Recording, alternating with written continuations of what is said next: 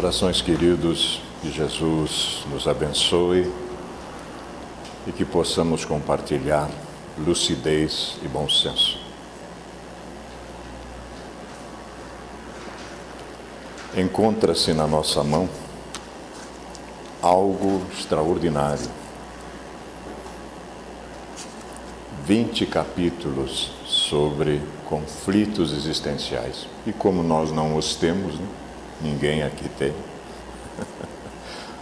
Falávamos ontem em Santa Teresa, o pessoal estava espantado realmente.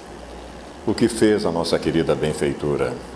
Desde 1989, ela iniciou a série psicológica, Jesus e a Atualidade.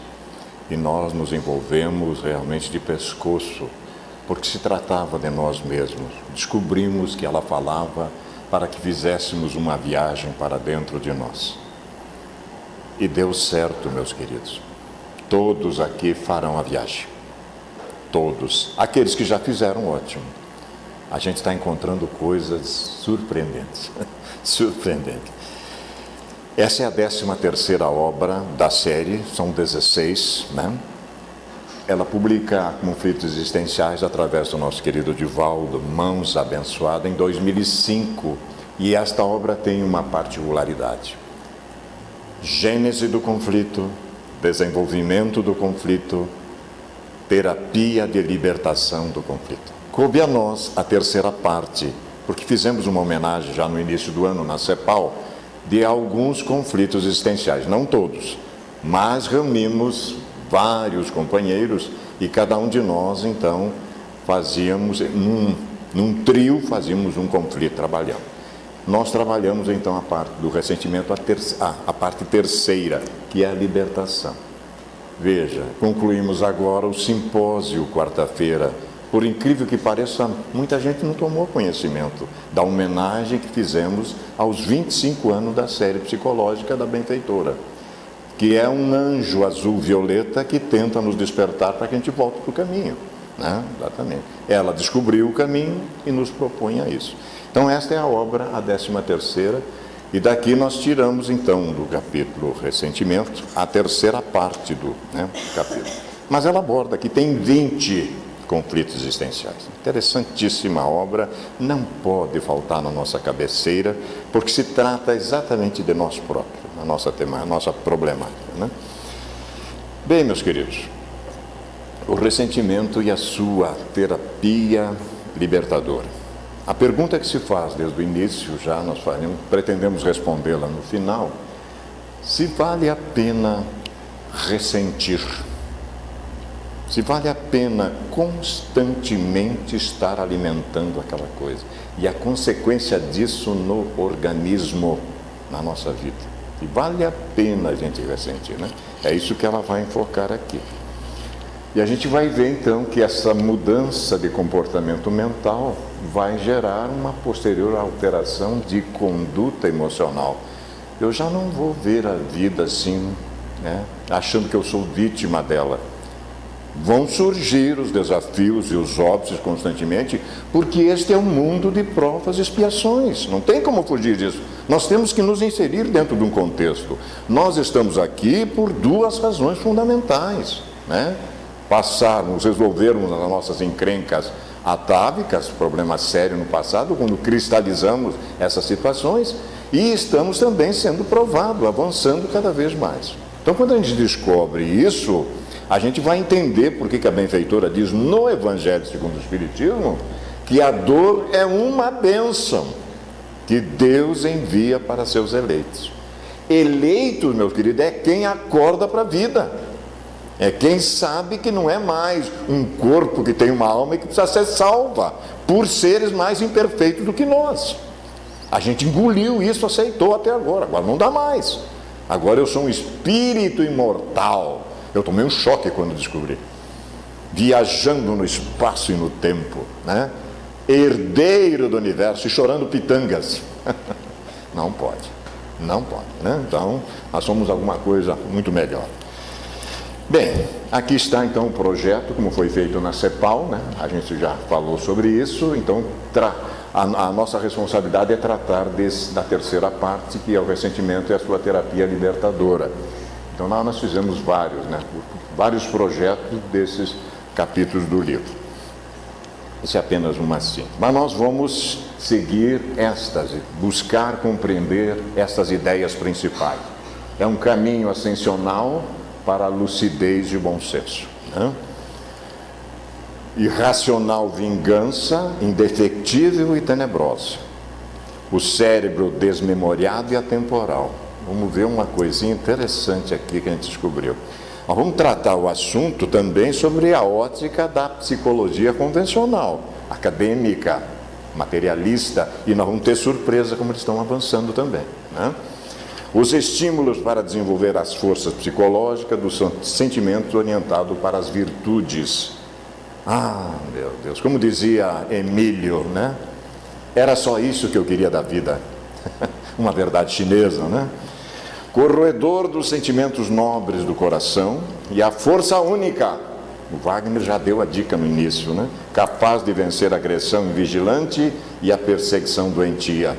E aí nós vamos trazer alguém também muito chegado ao nosso coração, um espírito que ninguém conhece também, chamado Amélia Rodrigues. Uns papos que Jesus tinha à noite com um apóstolo que também ninguém conhece, chamado Simão Pedro, o perguntador. Fernanda Vaz adora Simão Pedro, né?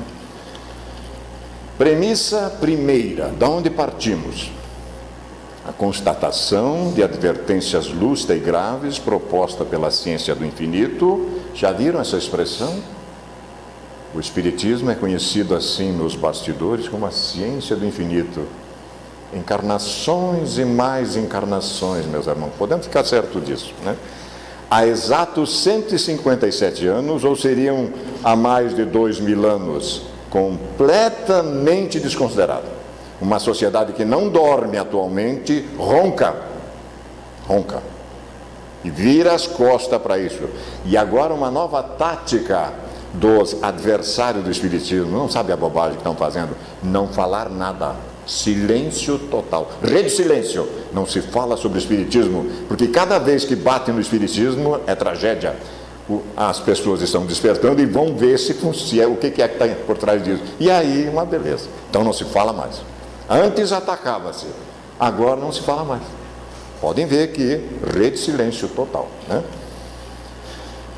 Conservarão, meus queridos, agora estamos trazendo a temática para o nosso livro fundamental. Sem ele não vamos a lugar nenhum. O Livro dos Espíritos, né? Acredito que já viram falar, obviamente.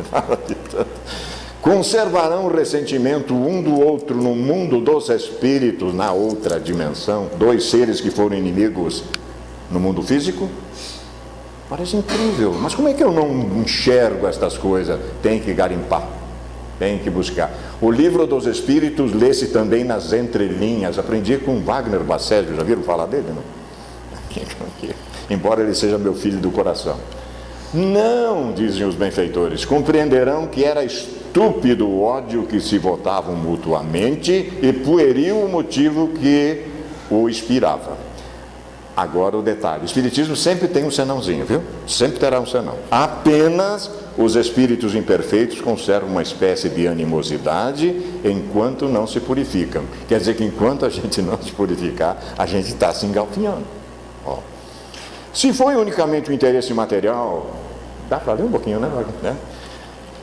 Que o que os inimizou, nisso não pensarão mais. Por pouco desmaterializado que estejam, não havendo entre eles antipatia e tendo deixado de existir a causa de suas desavenças, aproximam-se um dos outros com prazer. E o codificador coloca uma pequena nota.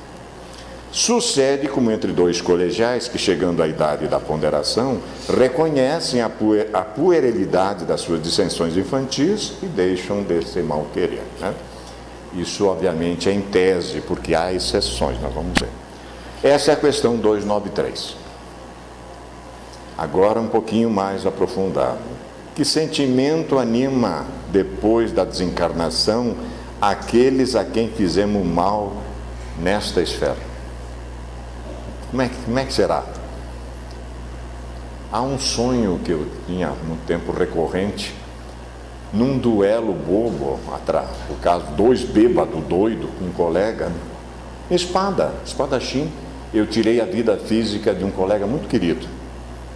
Ele foi para o mundo espiritual e aquele remorso, a existência inteira me perseguindo. Quando voltamos para a dimensão espiritual, porque um dia tivemos que desencarnar, adivinhem quem é que estava me esperando para abrir os meus olhos do outro lado? Meu amigo. Aí eu queria morrer de vergonha. E me lembrei que eu já estava morto. Aí não dava mais. Já estava no mundo espiritual. Tive que encarar, né? A gente vai ver como isso é verdade. Então, que sentimento anima depois da desencarnação aqueles a quem fizemos mal nesta esfera? Olhem só, sempre os senões, se são bons, eles vos perdoam, segundo o vosso arrependimento. 2 condições. Eles precisam ser bons e eu preciso me arrepender. Faz sentido ou não? Se maus, aí é que a coisa pega, né? É possível que guardem ressentimento do mal que lhes fizeste e vos persigam até não raram em outra existência. Eu reencarno e ele não. Meu Deus, por isso que alguém disse, olha meu amigo, enquanto tu estás a caminho, se ajusta com ele, porque vai que eu vou depois dele. E aí é complicado, né? E não raro em outra existência. E Deus pode permitir que assim seja quando colocou o castigo aqui, nós optamos, com todo o respeito ao nosso codificador, que estava dentro de um contexto, reeducação. A força criadora não pune, não castiga nenhum de seus filhos, mas educa e reeduca seus filhos. 1000 alternativas para tal, né? É soberanamente bom e justo, mas não pode ser diferente, não pode, a gente já está entendendo isso. Uma pequena historinha do que causam as nossas escolhas equivocadas. Eu estou trazendo uma obra, não sei se alguém já viu falar também, várias edições, eu trouxe todas elas, há 2000 anos. Esta obra não é apenas um romance de Emmanuel, como gosta de dizer Fernanda Vaz. É muito mais. São verdadeiras lições de vida. E agora nós tiramos um pequeno recorte de uma atitude que o senador tomou, porque o menino atirou uma pedra na liteira dele e passou de raspão no rosto de Lívia. Lembram de Lívia ou não? Alguém já viu falar dessa senhora? Lívia. Aliás, tem moças agora, está na moda, Cecília e Lívia, né? Cecília e Lívia. Raspou no rosto da esposa do senador, e o senador tomou uma atitude, mandou prender o menino e botar ele às galeras, que quem ia para as galeras nunca mais, né? E o pai do menino depois vai pedir, então, o pai do menino chamava-se André de Gioras. Olhem só o recorte que nós tiramos aqui, ó. A conversa do pai pedindo socorro para o senador que tomou atitude, que não viu mais o menino desapareceu. Aí fizeram uma falcatrua, venderam o menino não sei para quem, e ele não conseguiu recuperar mais o menino. Por mais que o senador quisesse trazer o menino de volta, não conseguiu. E o pai do menino foi lá. André de Jora mirou Públio Lentulus de alto a baixo, ferido na sua emotividade de pai e no seu sentimento de homem, esfuziando de dor, quer dizer, saindo fumaça pela boca, né? E de cólera reprimida. Então a pessoa está guardando aquilo para devolver no momento que pode. Seus olhos úmidos traíam íntima angústia em face daquela recusa formal e inapelável, mas desprezando todos os convencionalismos humanos, falou com orgulhosa firmeza. Porque os judeus, meu querido, não sei se vocês sabem, os judeus esperavam um Messias que viesse só tirar o romano fora e entronizar o povo judeu. Eles só queriam uma substituição do romano pelo judeu, só isso. Eles não queriam nada. Aí vem um Messias que nasce numa estrebaria. Mas como é que pode uma coisa dessa, né? Senador, diz o André, eu desci da minha dignidade para implorar vossa compaixão, mas aceito a vossa recusa ignominiosa. Acabais de comprar com a dureza do coração um inimigo eterno, implacável. E como isso vai custar caro para o senador? Tanto é que ele está aí doido trabalhando até hoje, né? Agora sim ele entendeu a coisa, agora não abre mais mão. Com os vossos poderes e prerrogativas, podeis eliminar-me para sempre, seja reduzindo-me ao cativeiro ou condenando-me a perecer de morte infame. Mas eu prefiro afrontar a vossa soberba orgulhosa. Plantaste agora uma árvore de espinhos, cujo fruto um dia amargará sem remédio o vosso coração duro e insensível, porque a minha vingança pode tardar. Olha só. Mas como a vossa alma inflexível e fria, ela será também indefectível e tenebrosa. E quem já leu o livro, trate de... Eu ia contar a história aqui, mas não vou contar. Mas vai custar muito caro para os senadores isso aí. Muito caro, né? Bem, premissa segunda. A visão psicológico-acadêmico materialista do comportamento perturbador. Nós estamos tratando de ressentimento. Ressentimento, voltamos a afirmar, é ressentir tudo de novo, né? E a consequência disso no nosso organismo. Carl Gustav Jung, alguém já viu falar? A benfeitora chama ele de mestre. Por que será? Faltou só uma coisinha para ele. Eureka, só faltou uma coisinha. O que faltou? Ele chegou no inconsciente coletivo e no individual. Faltou só a reencarnação. E a benfeitora veio e botou a reencarnação na psicologia. Aí foi embora, né? Aquilo a que você resiste, persiste. Então trate de botar para fora. Trate de iluminar, tratemo-nos de iluminar a nossa sombra, meus queridos, porque ela é densa. Certeza absoluta. Certeza absoluta. Já senti na carne como é isso. Então a academia diz o seguinte: nós estamos agora trabalhando com uma doutora em psicanálise, Maria Rita Kell. O ressentimento não é um conceito da psicanálise. É um termo de senso comum que designa uma constelação de afetos negativos. Constelação. Raiva, inveja, ruminações vingativas, amarguras e assemelhados. Acima de tudo, o ressentimento é uma queixa insistente, repetitiva, que não aceita nenhuma forma de desagravo. O que caracteriza o ressentimento é a persistência da mágoa, a repetição da queixa. A gente se aproxima da pessoa e a pessoa, cada vez que se aproxima alguém da pessoa, ela conta a história de novo. Digo, meu Deus do céu, aonde é que vai dar isso, né? Quando alguém nos desaponta, nos fere, quando perdemos algo importante ou sofremos alguma injustiça, a raiva e a indignação são sentimentos normais. Mas o problema é quando esses sentimentos se transformam em mágoa e amargura. No livro O Poder do Perdão, o psiquiatra americano Fred Luskin apresenta a sua experiência e estudo sobre esse tema. Ele demonstra que o processo de perdoar, cientificamente agora, nós estamos falando de ciência, né? Pode ser treinado e desenvolvido. Mandela fala que ninguém nasce odiando. Aprende-se, ensina-se a odiar. Então ele diz assim, se a gente pode ensinar a criatura a odiar, por que nós não ensinamos a criatura a amar? Será que ele aprende também? O Mandela, antes de ir embora, deixou mais essa pra gente, né? Sabia das coisas. Afinal de contas, ele ficou 27 anos preso para ensinar os seus carcereiros que tinham um receio dele, porque quando ele se aproximava dos carcereiros, tremiam na base, por causa da força moral. Ele utiliza a metáfora de um aeroporto que está com o tráfego aéreo congestionado para explicar como fica a mente de uma pessoa sobrecarregada pelas mágoas. Cada avião que está no ar é comparado a uma mágoa, que enquanto não pousa, fica exigindo energia e exaurindo os seus recursos. Imaginemos só, gente, né? O aeroporto fechado e o combustível terminando. Isso é uma beleza, né? E agora, como é que fica? Imagina como é que fica. Eu me lembro da história do Chico do avião, que foi uma coisa muito séria, né?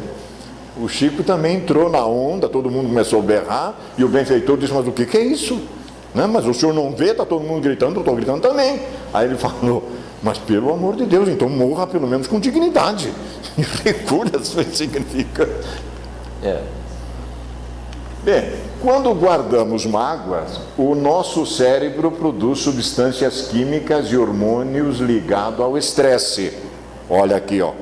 Esse já é uma constatação científica, entendeu? Que limitam as nossas ações e prejudicam o nosso bem-estar. Tomar decisão nesse período é loucura. Mas nós vamos ver que o cérebro bloqueia. Nós vamos ver. Cada vez que eu vou falar, bloqueia. Quando guardamos uma mágoa e pensamos na dor que sofremos, o cérebro reage como se estivéssemos em perigo naquele momento. Olha o mecanismo que a gente tem. Quer dizer, quem bolou a gente é perfeito, que não deixou saída para nós, né? Ele produz substâncias químicas ligadas ao estresse que limitam as nossas ações. A parte pensante do cérebro fica limitada. É quando agimos sem pensar para nos livrarmos da sensação de perigo. E acabamos nos enterrando mais ainda. Então, tem que ter cuidado. Isso aqui, eu pus aqui, todo mundo sabe. Que William Shakespeare já falou que guardar ressentimento é como tomar veneno e esperar que a outra pessoa morra, né? Mas é verdade, é verdade. Portanto, a mágoa consome muita energia, pois cada vez que contamos o que aconteceu, os mesmos sentimentos são desencadeados. O cérebro não sabe distinguir se aquela traição ou agressão aconteceu agora ou há 3 anos. Detona o mecanismo de novo. Ele é atemporal. Veja só como é. E tem um mecanismo ali. Eu aciono automaticamente, né? Então tem que abrir o olho com isso. Já viram falar desse ator? Ele anda fazendo bobagem. Agora, esse dia eu vi, como é que é? Motoqueiro Fantasma. Eu digo, meu Deus, um Nicolas, um homem que ganhou um Oscar fazendo aquilo, né? Mas deve ser grana, estão precisando de grana, obviamente, né? Mas ele não é queijo. Ele é de uma família chamada Coppola. E eles são terríveis desde o sul da Itália e invadiram os Estados Unidos também, os Coppola. E é por isso que ele fala essa coisa, ó. É uma família carregada de ressentimento e paixão. Eu vim de uma longa linha de ladrões e assaltantes na Itália, e até mesmo assassinos, e é verdade. Porque aquele sul da Itália ali, nós já vivemos lá, em tempos outros. Né, Calcanho? Não é isso? Né? E aquilo lá não é fácil. É uma mistura de grego com saraceno. Não é fácil, não é fácil. Deu a máfia, inclusive, né? Uma turminha brava mesmo. E a família Coppola é de lá. Assim como escolhemos o canal de TV que queremos assistir, também podemos aprender a escolher qual o canal que estará passando na nossa mente. Afinal de contas, eu sou cérebro ou sou um espírito? Eu mando ou não mando nesse negócio? Não? Podemos escolher pensar no quanto fomos vítimas, o quanto fomos machucados, e com isso perpetuar o nosso sofrimento. Ou podemos fazer outra coisa. Podemos escolher pensar no quanto fomos fortes para sobreviver ao que aconteceu e mudar o nosso foco. Entendeu? Aquele amigo que eu tirei a vida me perdoou e veio me buscar para me dar um choque, inclusive. Foi noutra existência anjo de guarda. Maravilha. Vou ver se eu educo agora. Né? Não significa que devemos passar por cima da tristeza, da dor e da raiva que sentimos, mas precisamos aprender que existe um tempo para esses sentimentos serem diluídos. Nada como o tempo, obviamente, né? Orison Swett Marden, também um pensador, diz para nós o seguinte: olha que verdade interessante. Quando na vida uma porta se fecha para nós, há sempre outra que nos abre. Em geral, porém, olhamos com tanto pesar e ressentimento para a porta fechada que não nos apercebemos da outra que se abriu. Mas onde está a misericórdia divina? Eu estou vendo, a luz está aqui do lado, eu não enxergo, só enxergo a escuridão do lado de cá. Eu fico preso naquilo e não enxergo a saída, né? Ele tem razão. Uma forma de mudarmos o canal da nossa mente é pensar em como podemos mudar a história da nossa dor. Qual a história que contamos para nós mesmos sobre o que nos aconteceu? Que leitura a gente faz?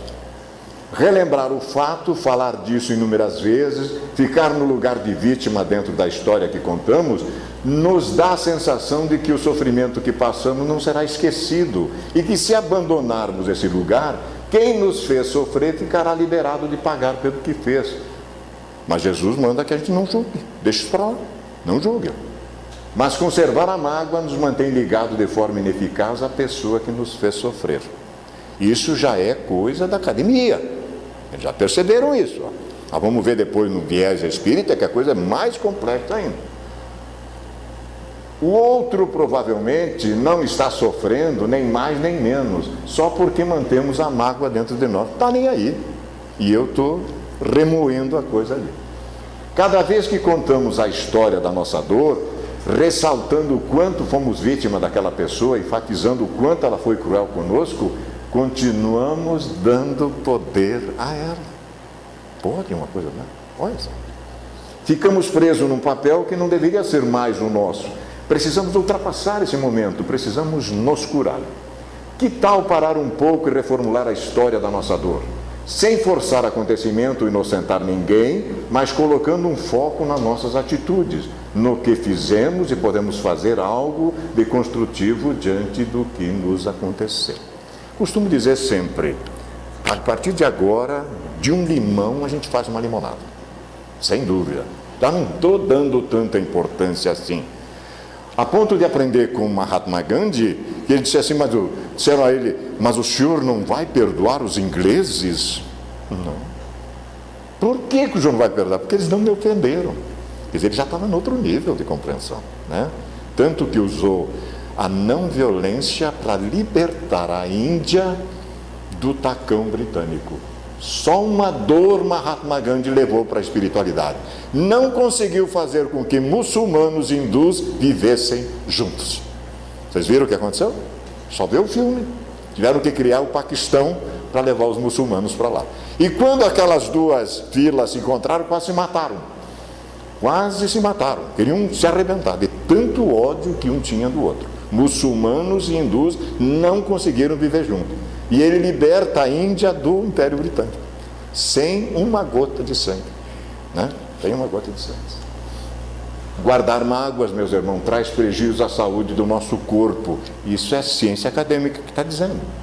Perdoar evita o estresse e economiza nossas energias. Muito próximo da gente já, né? Alguma coisa interessante sobre a pessoa do ressentido. Algum detalhe que nós encontramos também. É uma coluna chamada do Augusto Nunes, nós tiramos lá da Veja Abreu. O ressentimento nunca é difuso, dirige-se contra alguém, alguma coisa, alguma entidade. Há um contencioso entre o ressentido e o objeto de ressentimento. O ressentido tem contas a ajustar. Isto aqui me lembrei na nossa infância, então. Eu me destacava muito nas aulas já, né? Eu já incomodava um pouquinho, era um pouquinho diferente das coisas. E de vez em quando, então, eu ganhava apelido de patinho feio, aquela coisa toda. Como eu nasci em Escorpião, eu guardava a mágoa. E quando eu devolvia, eu matava o outro. E aquilo me fazia um mal terrível. O escorpiano, enquanto não se espiritualiza, ele se autossuicida. Depois que ele se espiritualiza, ele vira essa coisa, uma manteiga. O que houve, obviamente, né?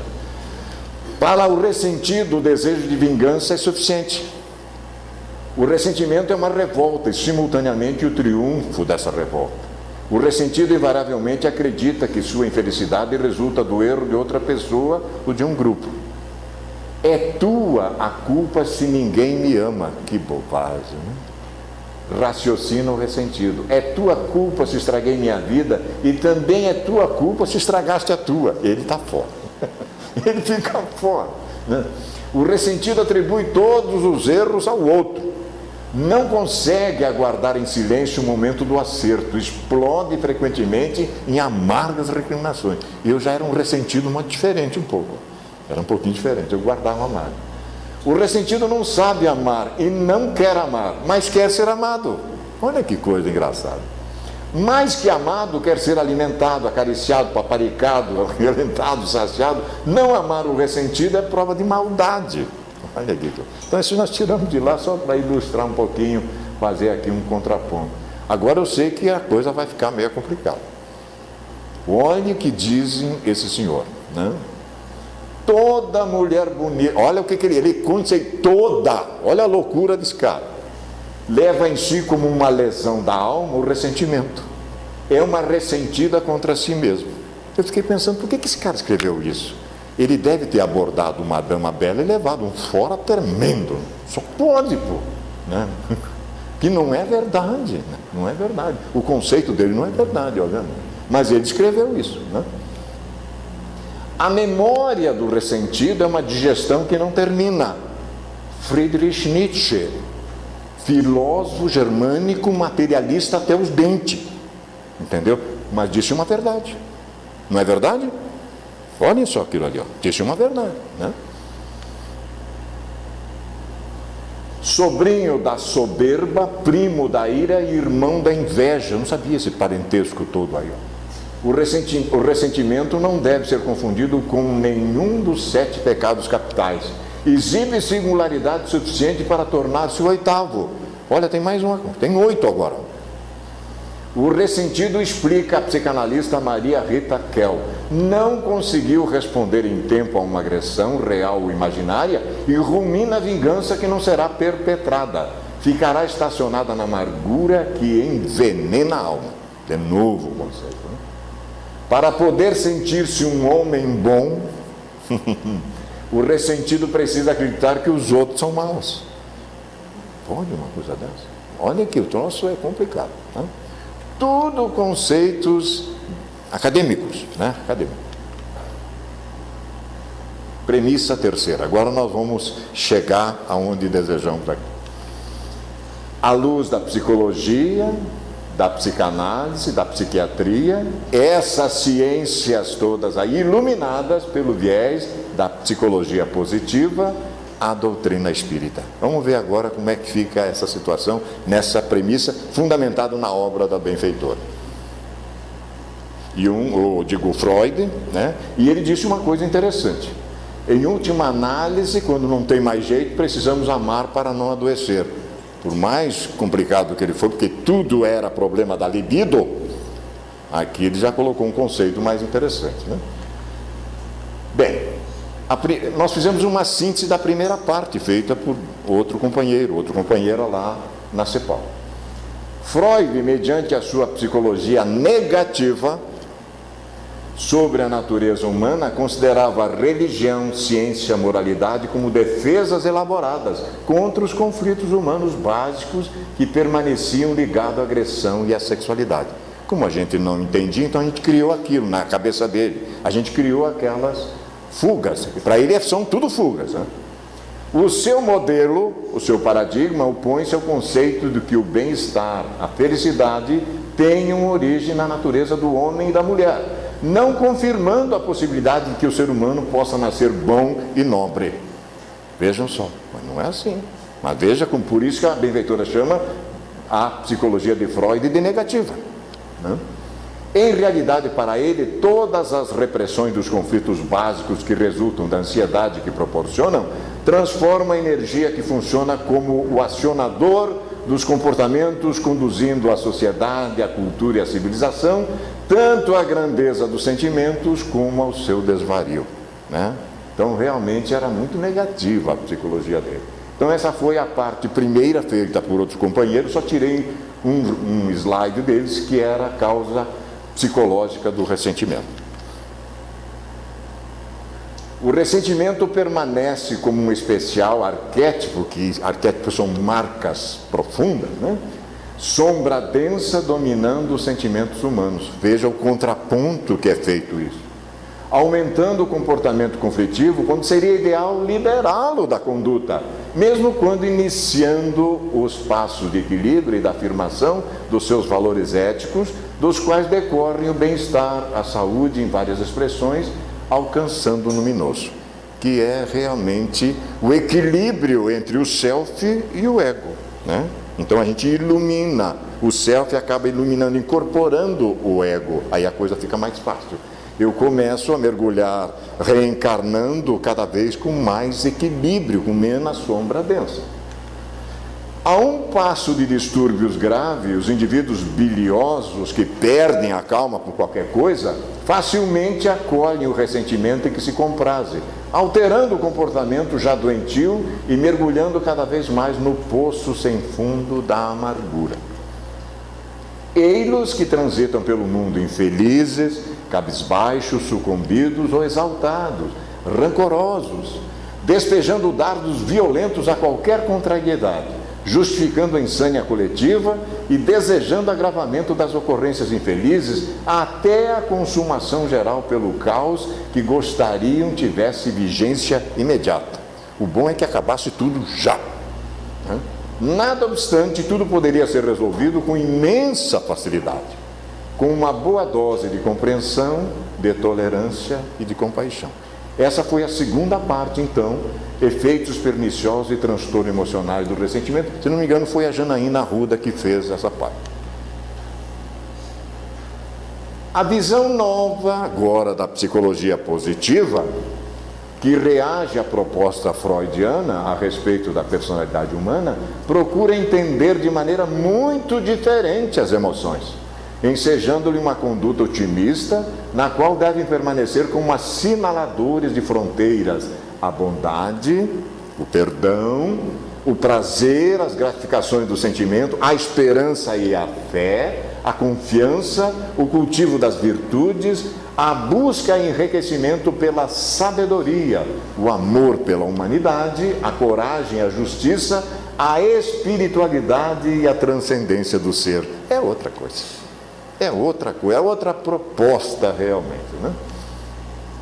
A sua proposta induz a uma visão mais profunda do indivíduo no contexto da família, da sociedade, da democracia e da liberdade, ensejando uma orientação para que seja alcançado plenamente o sentido existencial. Mas é exatamente isso, sem sombra de dúvida. Estamos aqui na sociedade espírita, aqui nós nos alimentamos, a gente realmente se supera e as informações vêm, fluem, a gente debate, incorpora esses fundamentos para a luta na família e na sociedade. Isso está na questão 132 do Livro dos Espíritos, a parte que nos toca a cada um na obra da criação. Então, além de nós virmos para o mundo físico através das múltiplas reencarnações para atingir a plenitude, nós não podemos passar em branco, nós temos algo a ser feito, né? Todos os seus argumentos são profundamente humanistas, ensejando uma visão de felicidade no destino da criatura. Aliás, não sei se já disseram aqui, o Wagner deve ter dito que nós estamos condenados à felicidade, já disse o Wagner? Não tem jeito, não tem jeito, né? Estimulando a desenvolver as forças psicológicas dos sentimentos orientados para as virtudes. Sem sombra de dúvida. Eu tenho em mim íncitos dons divinos, eu sou herdeiro da força criadora, só que eu tenho que descobrir isso. E eu descubro isso trabalhando-me e trabalhando pela sociedade. Trabalho no bem, sem sombra de dúvida. O ser em si mesmo não é portador de maldade, muito mais frágil do que cruel, né? Muito mais frágil do que cruel. Mas foram as experiências do processo de evolução que despertaram essa face negativa que pode e deve ser corrigida pela aplicação dos recursos do altruísmo, olha lá, da bondade, da moralidade, da cooperação com as demais criaturas no mundo. Então, lá no nosso processo antropossócio-psicológico, nós fizemos algumas escolhas equivocadas. Foram lá que nós ajeitamos a nossa natureza desse jeito. Mas ela pode ser corrigida pelo trabalho no bem. Essa é a proposta agora, pode ser corrigida. O processo de evolução gera prazeres mesmo no cultivo do mal. No entanto, em relação ao mal, são transitórios, servindo de medida para a comparação com as conquistas do bem e as alegrias dele derivada com sabor duradouro. Meus queridos, vocês podem fazer o que quiser, pode fazer o que quiser, inclusive o mal. Terá as limitações, porque vai ter que voltar e acertar coisa. Só não há contraindicação no bem. O bem pode fazer à vontade. Esse só gera prazer íntimo para o espírito. Mas o mal, a gente vai ter que voltar e consertar, sem sombra de dúvida. Mas aqui a benfeitora também trabalha o aspecto do prazer que o ressentido tem quando ele se vinga. Ah, então, mas, assim, é um pois é. prazer transitório, porque enquanto ele tem prazer em alguém que está sentindo mal, ele próprio... Sem dúvida, sem dúvida. Vai. Então, quer dizer que o maior problema para nós que somos ressentidos é que nós temos uma deficiência moral em nós, a vaidade. Sem dúvida. Nós somos tão vaidosos que nós não admitimos que ninguém fale mal da gente ou pense contrário do jeito de pensar. Perfeito, nós vamos ver. Eu quero destruir o outro mesmo. Eu tenho prazer, mas ele é transitório. Depois já viu o que acontece. Eu já falei para o Wagner hoje que fazia 40 anos que a dona Cecília me dava comida na boca, prato de comida. E um dia eu acordei. Deu um desespero. Eu queria levar, inclusive, café na cama para ela. Ela disse, não, aí é demais. Aí a coisa é muito... Não aceitou. Então a gente vai acordar um dia de ver que esse prazer que eu senti transitório é bobo, é ouro de tolo. É uma vitória de pirro. Não vai resolver a situação. Mesmo a vaidade, se eu entendo que eu sou um espírito mortal, vai adiantar alguma coisa. Bem, meus queridos, essa psicologia, então, a positiva, proporciona a libertação natural do excruciante padecer que ressuma do ressentimento, desde que, olha aí, o paciente predispõe-se à reflexão, à mudança de comportamento mental para a posterior alteração de conduta emocional. Calma, não se desespera. Você é um espírito imortal, você tem aí a eternidade pela frente. Agora vamos ajustar a situação. Então, cada vez que a gente retorna, há um juízo parcial e a gente refaz o nosso caminho. Mas a gente pode ir já vencendo desde agora, né? Desvalorizando o que considera ofensivo em razão da fragilidade de que se reveste esse infeliz conceito, logo descobre o prazer de ser livre, de poder amar sem exigir compensação, de conviver sem qualquer estado preconcebido de autodefesa. Falávamos ao Wagner também que no momento que eu vejo determinada situação e não tomo nenhuma atitude, porque quando eu vejo, a consciência registra, você pode fazer alguma coisa, e eu deixo de fazer, passo ao largo. Lembra do sacerdote, do levita, todo mundo passou ao largo. O samaritano foi lá, entendeu? Veja. Quanto é que custou depois para aqueles outros dois que não tomaram atitude? Então, no momento que eu vejo o sofrimento do outro, eu posso ajudar. Então, aquilo apareceu na minha frente, de um meio ou de outro, eu posso fazer alguma coisa. E eu deixo de fazer, a consciência vai cobrar isso depois. Ninguém vive a atacar outrem, exceto quanto em desarmonia consigo. Alguém viu um conceito desse? Vejam, ninguém vive a atacar outrem, exceto quando em desarmonia consigo, o que deixa de merecer consideração em face do distúrbio do agressor. Nesse sentido, a mudança de atitude mental e emocional rompe os liames da indução obsessiva, facilitando maior claridade para o raciocínio, então livre dos impulsos dominadores do algoz. Subo o meu padrão vibratório, eu quero ver, entendeu? Subo, não tem outro jeito. A minha mudança mental faz com que eu suba o padrão vibratório. Ao mesmo tempo, a aplicação dos valiosos equipamentos do bem em forma de ações meritórias não somente é gratificante para a emoção, como é compensador de dívidas transatas, de agressões à vida em outras paragens do tempo e do espaço, quando indiferente vilegiatura carnal. Vinde a mim, vós que estáis aflitos, atriturados, magoados, cansados. Ele diz que alivia a proposta, mostra o caminho, nos ilumina para que a gente tome isso, mas a gente vai ter que ajustar essa situação gradativamente. Persistindo, porém, o gravame que compraz o paciente, ei-lo incapaz de recuperar-se, necessitando de urgente socorro psicoterapêutico proporcionado por outro e bem equipado de conhecimento ou especializado, a fim de que não se converta em um processo irreversível. Não se dispensa o terapeuta. Olha aqui, olha a situação. Então, o tratamento lá fora e o tratamento na casa espírita, as nossas ações. A benfeitora fala muito bem sobre isso. O terapeuta não está dispensado aqui, não. Em qualquer circunstância, porém, deve o indivíduo contribuir com a sua vontade. O que mais nós vemos no Livro dos Espíritos, o que nos falta é a vontade realmente, sem a qual todo empenho e cooperação de outra pessoa redunda, infelizmente, inócuo, quando não mais desagradáveis para o padecente, seja lá fora com o terapeuta, seja aqui. Vai ter que depender exatamente a contrapartida da nossa parte.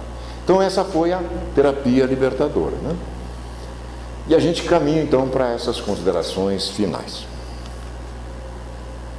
as lições crísticas de há mais de 2000 anos, para quem tem ouvidos de ouvir e olhos de ver. Agora nós vamos ver o apóstolo Pedro tratando dessas coisas. Wagner vai adorar, e foi ideia dele que eu botei aqui, né? Olha uma conversa de Jesus com Simão Pedro à noite. Muito interessante. Pedro dizendo: todavia, se as nossas melhores palavras, insistiu Simão, o sofrido pescador, são confundidas, se nossas atitudes são transformadas em belicosidade, se os nossos sentimentos são tidos como perniciosos, será justo não conservar ressentimento de quem nos perturba desse modo a marcha? Simão Pedro, não é qualquer um, né? E aí, o querido mestre fala para a gente. O ressentimento, Pedro explicou o excelso advogado do bem, é como ácido que corrói os sentimentos nobres do coração, que nós os temos, mas o ressentimento não deixa isso aflorar, não deixa, né? Que atitude, o Pedro voltou à carga, que atitude tomar então contra o desertor que covarde transfere sua fraqueza para a nossa responsabilidade, em relação ao competidor inescrupuloso que busca o triunfo da ilusão, agredindo-nos moralmente e malsinando-nos as horas, junto ao beneficiado pelo nosso carinho que se volta como serpente e nos pica o regaço onde encontrou apoio e amparo. Quando a perturbação for provocada por membros da nossa família espiritual em enfrenhe agressividade, que atitude tomar, Senhor? E Jesus então vai agora nos dar lições mais profundas ainda. A do perdão constante e sistemático, ripostou Jesus, única força capaz de vencer a agressão invigilante e a perseguição doentia. Que saída a gente tem? O perdão, olhe, não há conceito maior, é o Cristo cósmico que está falando. O perdão é o amor que se movimenta em oportunidade nova para quem delinque. Amai os vossos inimigos, lembra? Está aqui, ó. Mais do que uma palavra, é toda uma filosofia de comportamento humano, propiciando resistência pacífica contra o mal. Quem perdoa, libera-se. Libera-se. Foi o que aconteceu com meu amigo, ele me perdoou, mas eu estava com uma vergonha muito grande. Jesus continua: beneficiando quem o doa, socorre a quem se destina, e compreendendo aquele que fere, abençoa o agressor. Orai por aqueles que vos perseguem e caluniam, não é isso? O homem compreenderá hoje ou mais tarde que a batalha mais difícil de travar é a que deve atuar no mundo íntimo. Eu não tenho adversários externos, descobri isso, meus irmãos, não tenho mais, não me incomodo mais, né? Contra as próprias paixões, através de cujo esforço se descobrirá a si mesmo. E o que eu estou vendo em mim é assustador, mas vou enfrentar, porque não tem mais jeito. Todos nós que entramos pelaquela porta, chegamos ao telhado do conhecimento, nós não temos retorno. Quem teve coragem de passar pelo umbral da casa espírita, despertou, sabe que é um espírito imortal, não tem mais como fugir. Não adianta ir lá para fora e dizer: agora aceitei Jesus, grande coisa. Bobagem, pura bobagem, né? Infelizmente estamos ainda na antemanhã da humanidade nova, que surgirá a penates de sacrifícios e renúncia, de dores e autossuperações, até o instante da vitória do bem integral. Para tal cometimento, espíritas, acordai, porque está aqui: eu vos mando a todos, a ti e aos demais discípulos. Será que já somos discípulos? Na condição de ovelhas mansas e confiantes, ao meio dos lobos rapaces, a fim de conquistá-los. A coisa não terminou ainda não, né? A mansuetude é o meu sinal no coração de cada um. Ué, mas não é isso que ele falou? Herdarão a terra quem? Os mansos e os pacíficos, né? E o amor será sempre o elan para os unir todos como uma só família. Ressentimento, mágoa, ódio, nunca. Sereis conhecidos pelo potencial de bondade. Mas é só isso que eu quero. Eu quero realmente constatar isso. Em mim primeiro. Em mim primeiro. Com que iluminardes o mundo e a rota dos tempos. Meu filho, viva de tal maneira, Joana de Ângeles para Divaldo Franco, o filho mais velho de todos nós é o Divaldo, né? Claro, é o Divaldo. Que quando tu partires, alguém vai dizer: por aqui passou um anjo, deixou um rastro de luz. Amélia Rodrigues, Há Flores no Caminho, lição 16, resistência contra o mal.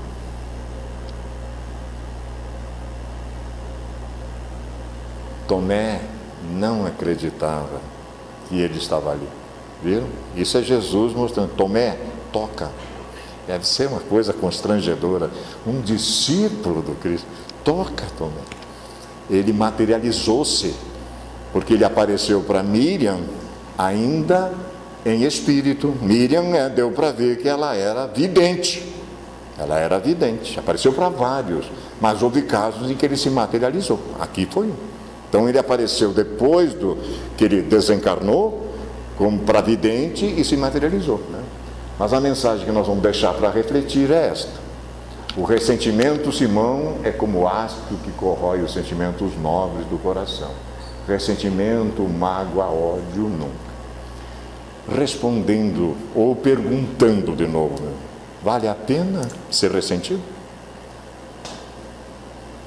Muita paz, muito carinho, muito obrigado pela ternura que tivemos nesta tarde.